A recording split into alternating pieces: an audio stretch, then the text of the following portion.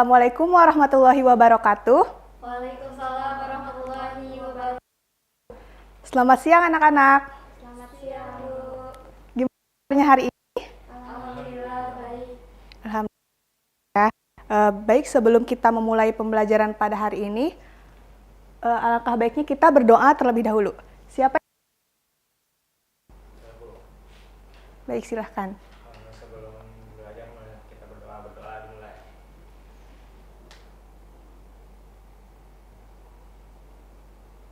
Berdoa selesai. Baik, terima kasih. Apakah hari sebelumnya Ibu akan terlebih dahulu ya? Yang hadir pada hari ini? Hadir semua, Bu. Hadir semua. Baik.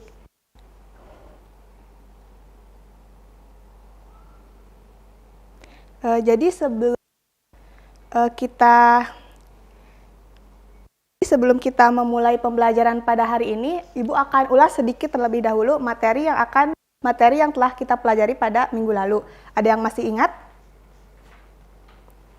Tentang apa kita mempelajari materinya? Alat dan fungsi. Ya, kira-kira fungsi dari sistem pernafasan apa ya? Ada yang tahu? Berfungsi sebagai tempat pertukaran O2 dan CO2, Bu. Nah, terus untuk alat-alat pernapasan, kira-kira ada apa saja? Ada hidung, faring, laring, trakea, bronkus, dan lain-lain. Nah, ya. Untuk pembelajaran pada hari ini, ada tujuan pembelajarannya yaitu yang peserta didik mampu menganalisis mekanisme pernapasan manusia. Yang kedua, peserta didik mampu menganalisis faktor-faktor yang mempengaruhi pernapasan pada manusia. Nah, sebelumnya di sini Ibu sudah menyediakan soal pretest yang harus kalian kerjakan. Silahkan untuk men-scan barcode yang ada di depan. Ibu kasih waktu 3 menit.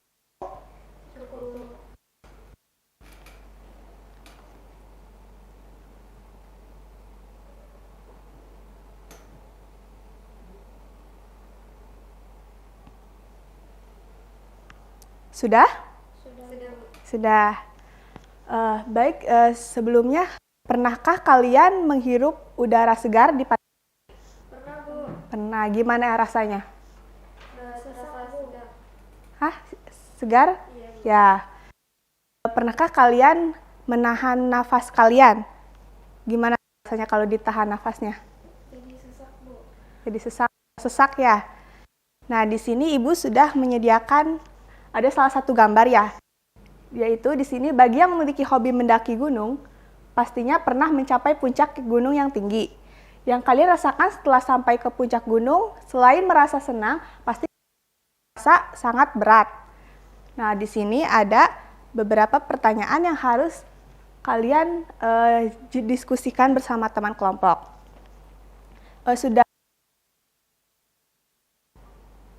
Sudah. Nah, di sini Ibu akan membagikan LKPD-nya ya.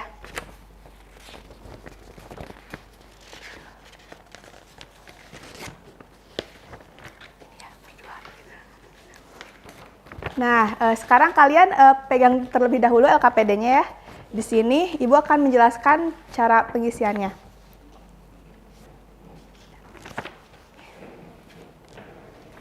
Nah, di sini ada identitas yang harus kalian isi terlebih dahulu. Di sini ada nama, mata pelajaran, hari, tanggal, dan materi pembelajarannya mengenai apa. Selanjutnya di sini ada tujuan pembelajarannya. Di sini ada petunjuk penggunaan LKPD-nya. Selanjutnya di sini ada gambar yang tadi Ibu ditampilkan juga di ini ada di LKPD-nya. Selanjutnya dibuka. Di sini ada beberapa pertanyaan yang harus kalian diskusikan bersama teman kelompok. Kalian bisa mencari sumbernya itu ada di buku atau di internet dan yang lainnya. Nah, sekarang silahkan kalian kerjakan. Ibu kasih waktu 20 menit, apakah cukup? Cukup, Bu. Ya, silahkan untuk dikerjakan. Bila ada yang kurang paham, bisa ditanyakan. Baik, Bu.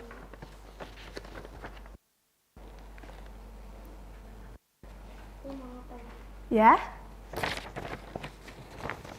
Ya, bagaimana sih? Nanti nanti kan salah satu kelompok aja yang terserah kelompok kamu atau kelompok si Dira. Jadi bacain aja nggak apa-apa, semua ada gimana sedikit sih, nanti ada kesimpulannya juga.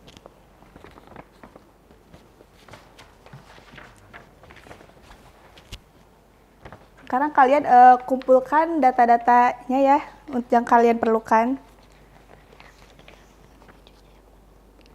Sebenarnya salah satu kelompok aja sih yang ngejelasin, mau kelompok kamu atau kelompok si Pak. Ini aja bacain semua.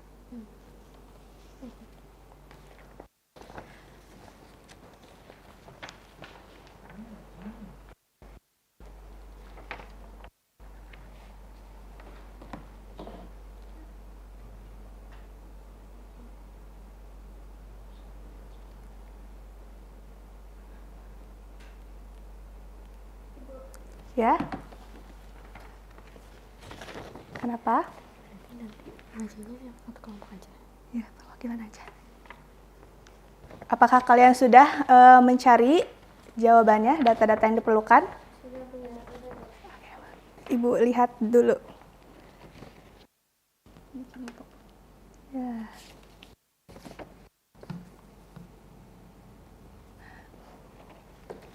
Apakah kelompok ini sudah menemukan data-data yang diperlukan? Apakah seperti ini, Bu? Ya, silakan masukkan. Nah, bukan setelah kalian menemukan data-data, silahkan kalian lakukan pembahasan dan diskusi bersama teman kelompok kalian ya.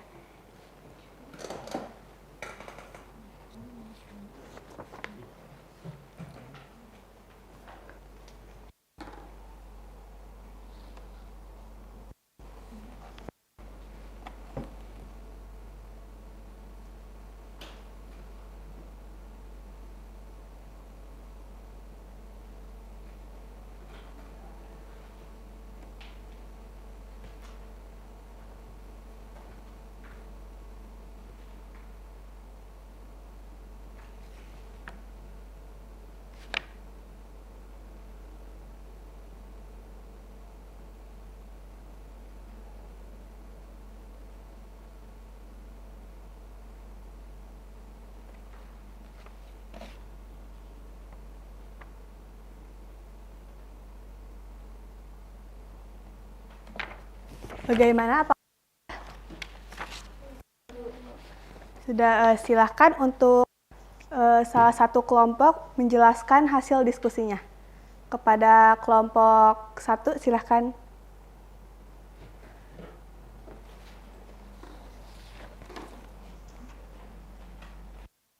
Assalamualaikum warahmatullahi wabarakatuh. Waalaikumsalam warahmatullahi wabarakatuh. Kami dari kelompok 1 akan memaparkan hasil diskusi kami, yaitu yang untuk pertanyaan pertama, ketika seseorang mengapa pada saat seseorang mendaki gunung atau berada di daerah pegunungan akan merasakan kesulitan bernapas, bagaimana kegiatan tersebut dapat mempengaruhi pernapasan. Nah, ketika seseorang mendaki gunung atau berada di daerah pegunungan yang tinggi, tekanan udara akan lebih rendah karena ketinggian yang lebih tinggi. Hal ini mengakibatkan kadar oksigen dalam udara menjadi lebih rendah. Karena itu, saat bernapas, seseorang akan mendapatkan jumlah oksigen yang lebih sedikit dalam setiap tarikan napas. Akibatnya tidak perlu bekerja lebih keras untuk memperoleh oksigen yang cukup, sehingga menyebabkan kesulitan bernapas. Selain itu, cuaca yang dingin dan udara yang kering di daerah pegunungan juga dapat mempengaruhi pernapasan dengan mengiritasi saluran pernapasan. Nah, untuk nomor 2, apa saja faktor-faktor yang dapat mempengaruhi laju pernapasan manusia? Di antaranya yang pertama, aktivitas fisik. Semakin intensitas aktivitas fisik, semakin cepat laju pernapasan untuk memenuhi kebutuhan tubuh akan oksigen. Yang kedua, ketinggian tempat. Pada ketinggian yang lebih tinggi, tekanan udara lebih rendah dan kadar oksigen dalam udara juga lebih rendah, sehingga laju pernapasan meningkat. Yang ketiga, kondisi lingkungan. Faktor-faktor seperti suhu udara, kelembapan, polusi udara, dan kualitas udara dapat mempengaruhi laju pernapasan. Yang terakhir, kondisi kesehatan, seperti penyakit pernapasan, kelelahan, atau kondisi medis lainnya juga dapat mempengaruhi laju pernapasan. Untuk nomor 3, jawabannya, tubuh manusia memiliki beberapa mekanisme adaptasi untuk mengatasi tantangan kurangnya oksigen di puncak gunung yang tinggi, yang dikenal sebagai aklimatisasi. Beberapa cara tubuh manusia beradaptasi, termasuk peningkatan laju pernapasan, yaitu tubuh meningkatkan laju pernapasan untuk mendapatkan lebih banyak oksigen dari udara yang jarang di daerah pegunungan. Peningkatan produksi dan jumlah sel darah merah. Tubuh meningkatkan produksi sel darah merah untuk membawa lebih banyak oksigen ke jaringan tubuh. Peningkatan kadar hormon eritropoietin atau EPO. Hormon ini merangsang pembentukan sel darah merah di sumsum tulang. Peningkatan jumlah kapiler darah. Tubuh dapat meningkatkan jumlah kapiler darah di jaringan untuk meningkatkan suplai oksigen. Dan yang terakhir, penyesuaian metabolisme sel. Tubuh yang dapat melakukan penyesuaian pada tingkat seluler untuk menggunakan oksigen dengan lebih efisien. Kesimpulannya yaitu berada di daerah pegunungan tinggi mengakibatkan tekanan udara rendah dan kadar oksigen dalam udara yang juga rendah. Hal ini mempengaruhi pernapasan manusia dengan membuat setiap tarikan nafas memberikan oksigen yang lebih sedikit, yang mengharuskan tubuh untuk bekerja lebih keras dan memenuhi kebutuhan oksigen. Cuaca dingin dan udara kering di daerah pegunungan juga dapat mengiritasi saluran pernapasan. Faktor lain seperti aktivitas fisik yang intens, ketinggian tempat, kondisi lingkungan seperti suhu dan udara polusi, serta kondisi kesehatan individu juga mempengaruhi laju pernapasan. Tubuh manusia memiliki kemampuan untuk beradaptasi dengan kondisi ini melalui mekanisme aklimatisasi. Sekian, terima kasih. Wassalamualaikum warahmatullahi wabarakatuh. Waalaikumsalam warahmatullahi wabarakatuh. Baik, terima kasih kepada kelompok 1 yang telah memaparkan hasil diskusinya. Berikan kelompok 1.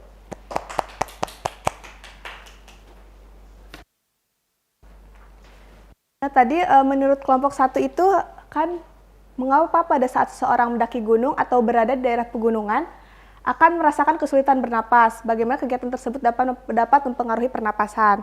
Nah, jika di daerah pegunungan napas terasa lebih berat, itu dikarenakan kurangnya kandungan oksigen. Jadi pada dataran tinggi itu jumlah oksigennya itu sedikit.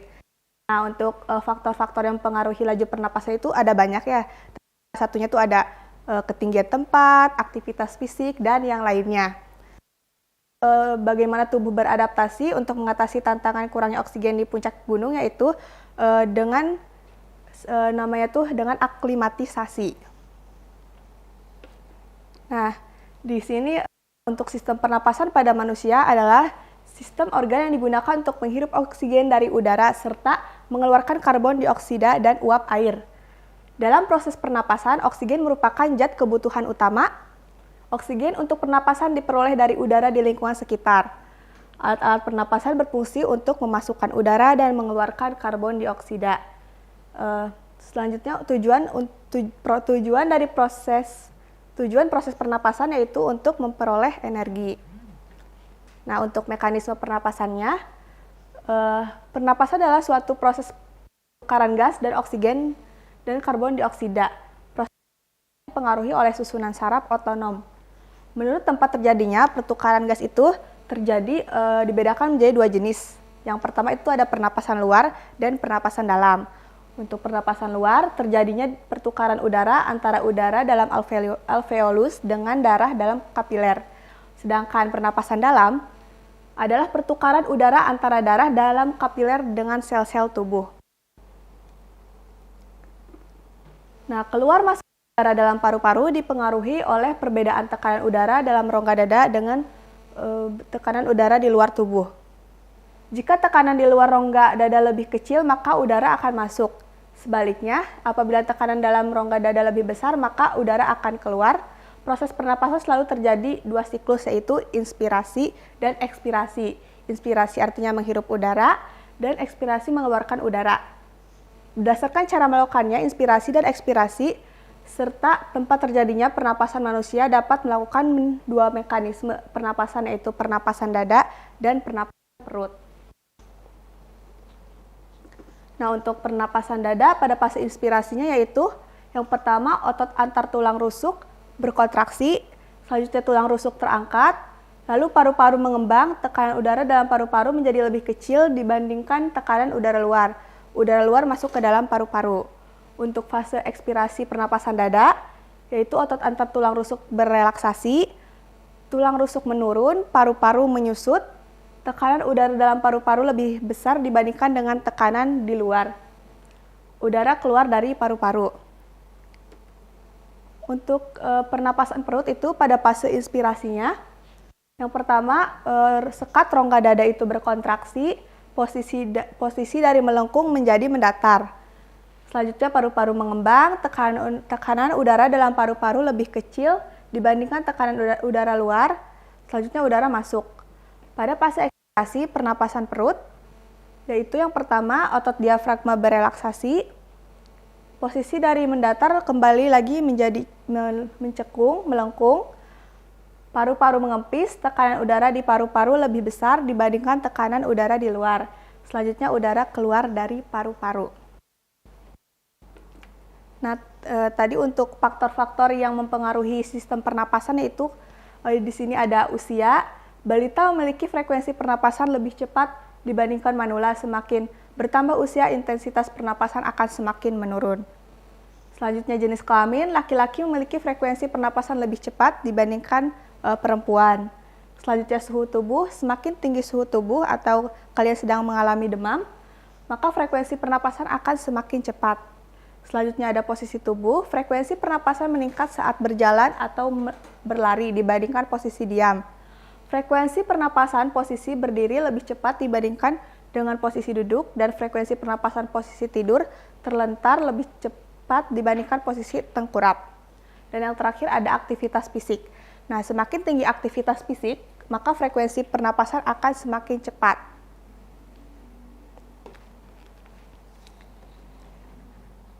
Nah,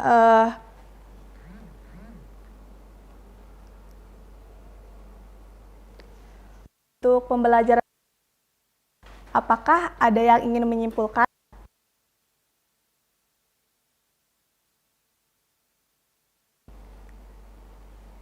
Ada Bu. Baik, silahkan. Kesimpulannya, kalau berada di daerah pegunungan tinggi mengakibatkan tekanan udara rendah dan kadar oksigen dalam udara yang juga rendah. Hal ini mempengaruhi pernapasan manusia dengan membuat setiap tarikan napas memberikan oksigen yang lebih sedikit, yang mengharuskan tubuh untuk bekerja lebih keras dan memenuhi kebutuhan oksigen. Dan cuaca dingin dan udara kering di daerah pegunungan juga. Faktor ini seperti yang intens, ketinggian tempat, kondisi lingkungan seperti dan polusi, serta kondisi kesehatan individu juga mempengaruhi laju pernapasan. Tubuh manusia memiliki kemampuan untuk beradaptasi dengan kondisi ini melalui mekanisme aklimatisasi. Terima kasih untuk Dera yang telah memberikan kesimpulan pada hari ini. Pembelajaran pada hari ini kita sudah selesai ya. Bagaimana? Apakah menyenangkan atau tidak? Ya, terima kasih. Selanjutnya pada materi minggu yang akan datang kita akan membahas mengenai sistem pencernaan ya. Silahkan kalian pelajari terlebih dahulu mengenai sistem pencernaan tersebut. Selanjutnya di sini Ibu sudah menyediakan juga soal post-test yang harus kalian kerjakan. Silahkan untuk men-scan barcode yang ada di depan. Ibu kasih waktu 3 menit ya.